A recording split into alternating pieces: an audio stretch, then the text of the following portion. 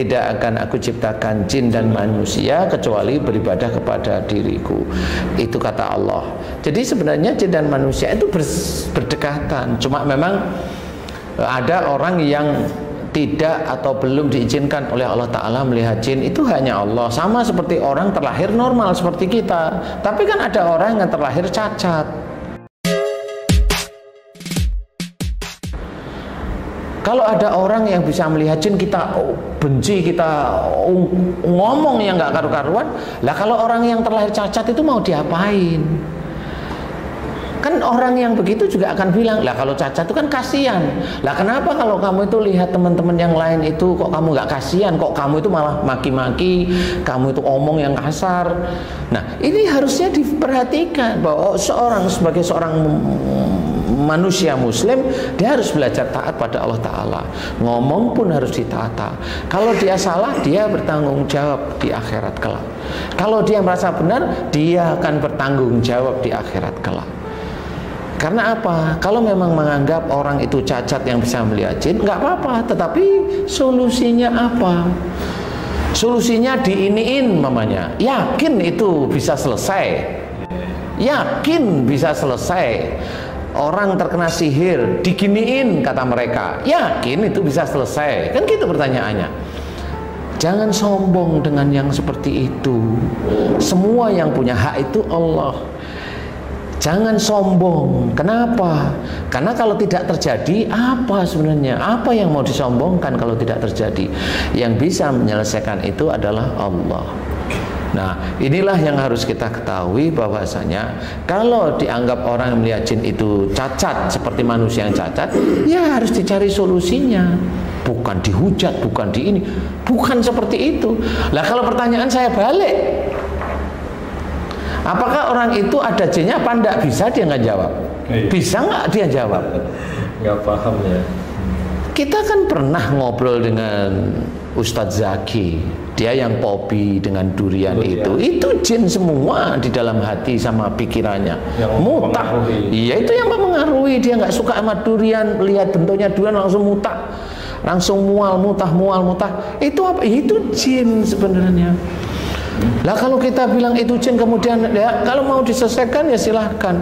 Bisa nggak? Kan pertanyaannya begitu. Jangan asal bilang, oh ini bisa diginiin. Yakin bisa. Yang punya hak bisa dan pasti itu Allah. Kita itu hanya berusaha. Nah inilah yang harus disadari. Kalau seseorang dia menganggap bahwa dia bisa, dia bertanggung jawab besok di akhirat. Bisa benar apa tidak? Atau apa yang dia lakukan sebenarnya adalah dia menjadi munafik bagi dirinya sendiri. Karena apa? Karena di dalam tubuh manusia, semua manusia di dunia ini, jin itu banyak jumlahnya, banyak jumlah manusia. Jin itu nggak cuma masuk melalui amalan mantra, enggak. Jin itu bisa masuk melalui emosi, marah, sedih yang berkepanjangan, nafsu yang berkeinginan, marah. Coba kalau ada teman-teman kita, saya bilang teman-teman kita, dia mau mengeluarkan jin, dia maki-maki jin, itu marah, loh itu jin itu masuk. Emang jin yang di situ nggak masuk, tapi jin yang di luar masuk ke dia. Sadar dia?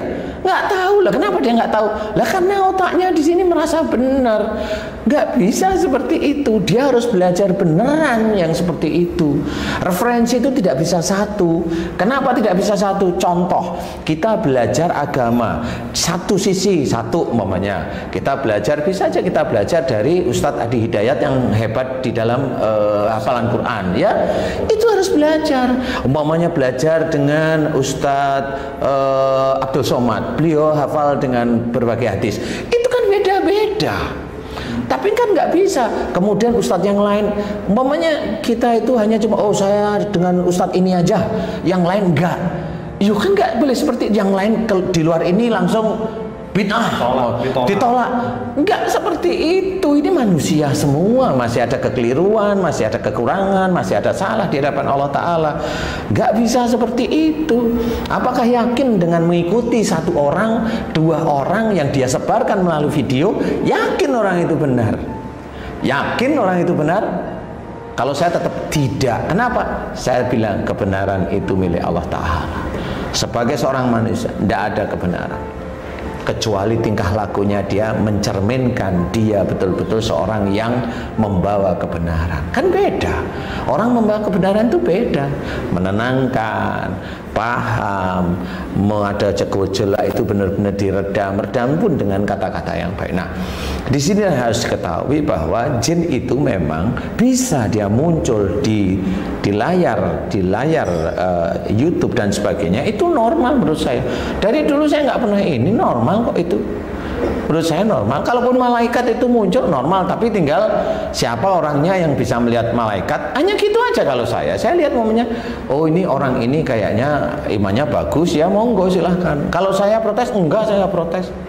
Kali memang Allah memberikan pada dia kali, kalau saya. Paling tidak yang sakaratul maut ya.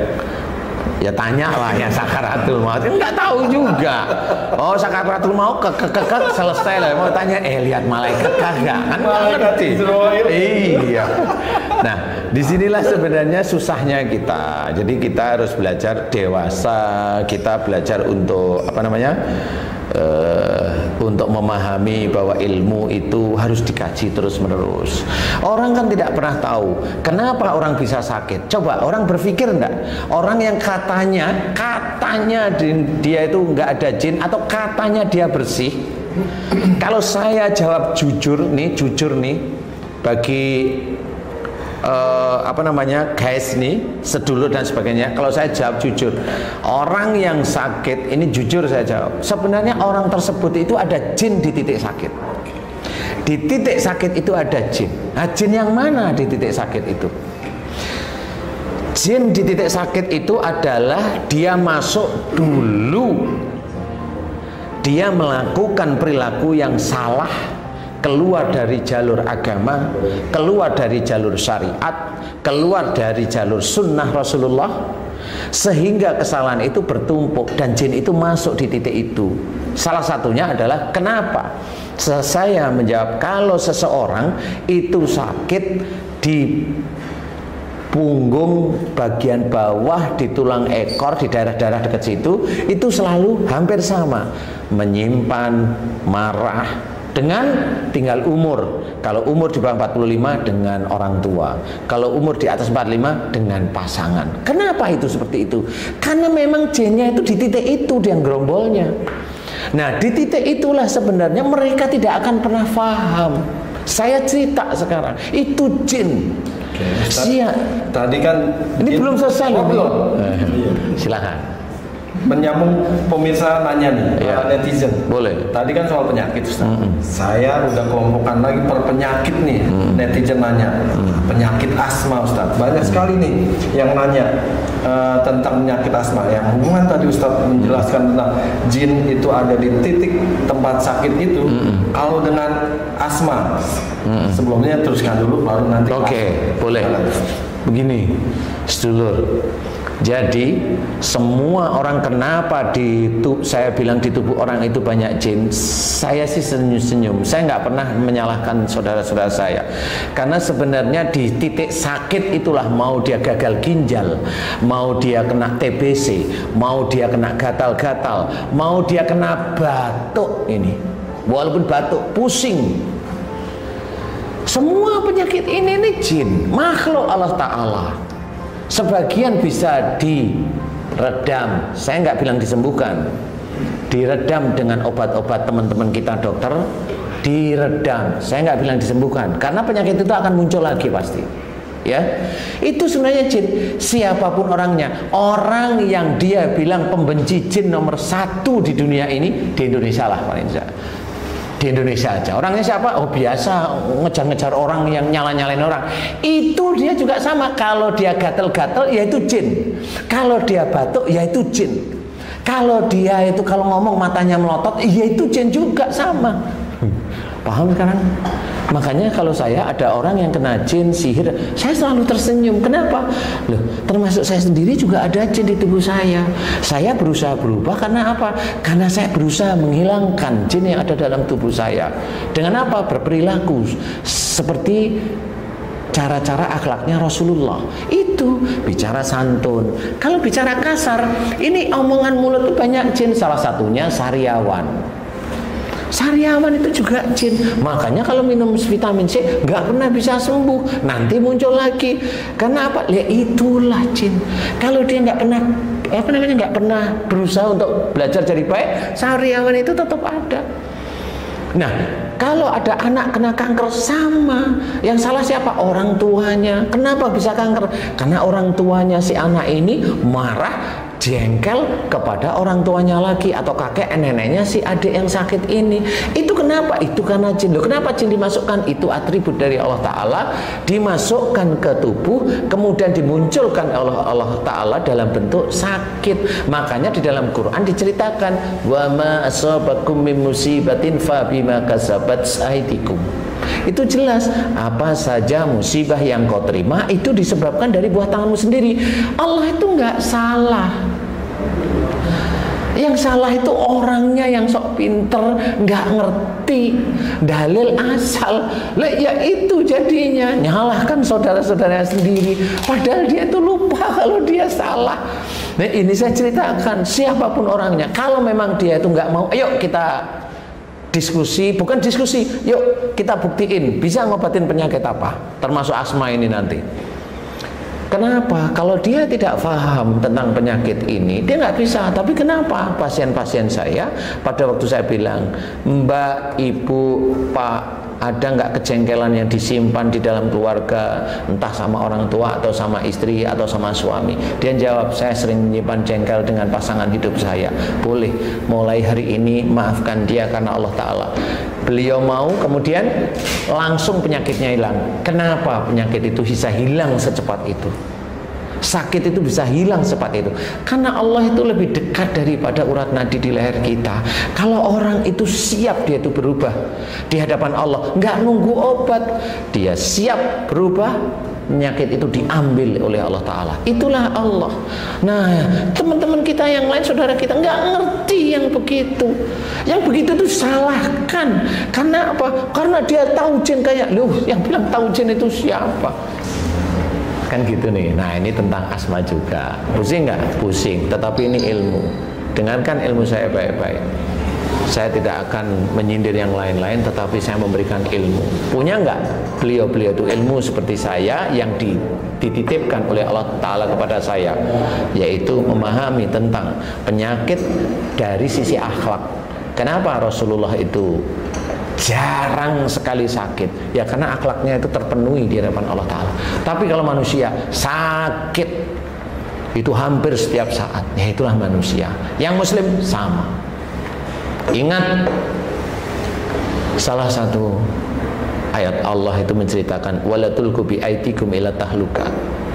Janganlah kamu ya menjerumuskan dirimu dengan perbuatanmu ke dalam kebinasaan. Ini hati-hati.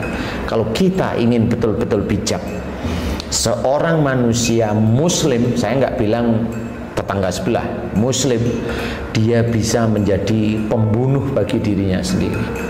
Karena di sini dijelaskan, berarti seseorang tersebut itu bisa menjadi bunuh diri, dilihat dari ayat ini. Kenapa? Makanya wala tulqu bi aidikum ilah tahlukat ini dibarengi dengan belakangnya wa ahsinu. Nah, ini hati-hati. Dan berbuat baiklah. Nah, ini Allah. Padahal di sini dijelaskan kalau orang itu menjerumuskan diri dalam kebinasaan itu berarti berbuat jelek. Kebalikannya, berbuat jelek itu bukan hanya nyuri, bukan ngerampok, bukan. Memaki orang itu jelek. Memaki orang itu jelek. Rasulullah Muhammad Sallallahu Alaihi Wasallam tidak pernah memaki seseorang, marah kepada seseorang, enggak. Kenapa kita sebagai umatnya Rasul kok merasa lebih hebat? Enggak. Nah, ini harus kita ketahui. Nah, ini menyambung tadi. Mudah-mudahan ini menjadi pikiran ya. Ayat tadi wala tulqu bi aidikum ila tahluka wa asinu. dan berbuat baiklah. Nah, ini kunci. Saya belum mau menerangkan. Tapi intinya adalah Allah mengajarkan untuk berbuat baik. Berbuat baik adalah mengikuti. Berbuat baik ini atiullah wa rasul. Nah, itu jelas. Taatlah kepada Allah dan Rasul. Taat pada Allah berarti menjalankan perintah Allah yang ada dalam Quran, dan taat pada Rasul adalah menjalankan sunnah Rasul. Itu kunci. Penjelasannya insya Allah kalau diizinkan besok-besok.